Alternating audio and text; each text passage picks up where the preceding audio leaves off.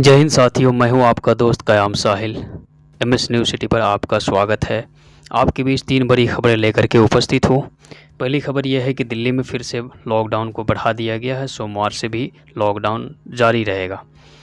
Delhi unlock 2.0। इसके साथ ही CM Kejriwal ने कहा कि प्रतिदिन संक्रमितों की संख्या काफ़ी कम होने के बाद अब लोगों को सोमवार थोड़ी राहत मिलेगी।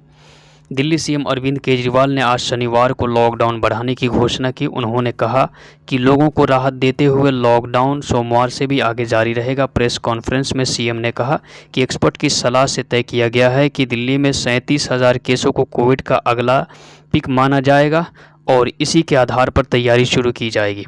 उन्होंने कहा कि संभावित तीसरी लहर की आशंका को देखते हुए 420 टन ऑक्सीजन स्टोरेज क्षमता तैयार की जा रही है। 25 ऑक्सीजन टैंकर खरीदे जा रहे हैं और 64 ऑक्सीजन प्लांट लगाए जा रहे हैं।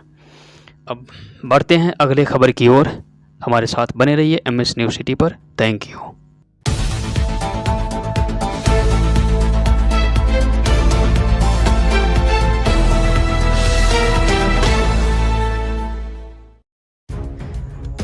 बढ़ते हैं अगली खबर की ओर। मध्य प्रदेश में 3,000 डॉक्टरों ने सामूहिक तौर पर इस्तीफा देने का फैसला किया। डॉक्टरों का कहना है कि यह हमारी मजबूरी है। हमारा सरकार से अनुरोध है कि सरकार हमारी मांगों को पूरी करे। इससे पहले डॉक्टरों का कहना है कि अपनी 6 सूत्री मांगों को लेकर के हड़ताल कर रहे हैं। जूनियर डॉक्टरों की इस मांग में मानदेय बढ़ाने और संक्रमण में फ्री ट्रीटमेंट भी शामिल है।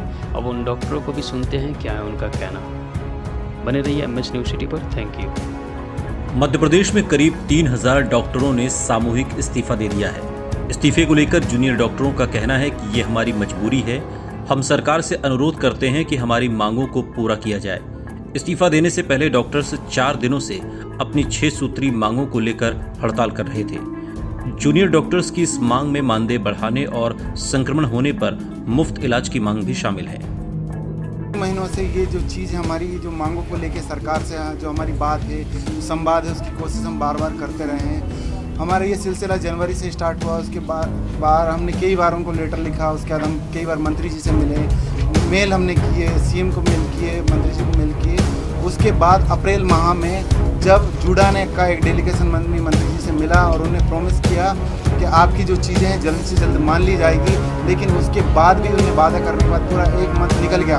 उसका ना तो कोई प्रस्ताव बना ना कुछ हुआ। फिर पिछले मंथ की 6 तारीख को वहीं हाईकोर्ट ने मामले पर सुनवाई करते हुए हड़ताल को असंवैधानिक बताया था और डॉक्टर्स को काम पर वापस लौटने का आदेश जारी किया था। हाईकोर्ट की तरफ से कहा गया था कि कोरोना के समय में जब डॉक्टरों की सबसे ज्यादा जरूरत है, ऐसे समय में डॉक्टरों का हड़ताल करना बिल्कुल गलत है। इसी के साथ हाईकोर्ट ने यह भी कहा था कि 24 घंटे के अंदर डॉक्टर्स हड़ताल खत्म करके अपने अपने काम पर वापस लौटे, वरना सरकार उनके खिलाफ सख्त कार्रवाई करेगी। वहीं मामले को लेकर जूनियर डॉक्टर्स ने कहा कि सरकार न हमारी बात मान रही है और न ही हमसे कोई संवाद करना चाहती है। ऐसे में हमारे पास सिर्फ इस्तीफे का ही रास्ता बचता है। ग्वालियर से 330 जूनियर डॉक्टरों ने इस्तीफा दिया है और पूरे मध्य प्रदेश से 3,000 जूनियर डॉक्टरों ने इस्तीफा दिया है। अब बढ़ते हैं अगली खबर की ओर। जून को बिहार में पंचायतों का कार्यकाल समाप्त हो जाएगा। बिहार की सभी ग्राम पंचायतों और ग्राम कचहरियों का काम 16 जून से परामर्शी समितियां संभालेंगी। राज्य सरकार ने कोरोना के खतरे को देखते हुए पंचायत चुनाव नहीं कराने का फैसला लिया है। गांवों में विकास के काम बाधित न हो, इसके लिए बिहार पंचायती राज अधिनियम 2006 में संशोधन कर पंचायतों का काम परामर्शी समितियों को देने का फैसला किया गया है। ये पूरी व्यवस्था क्या है, इस रिपोर्ट के जरिए समझिए।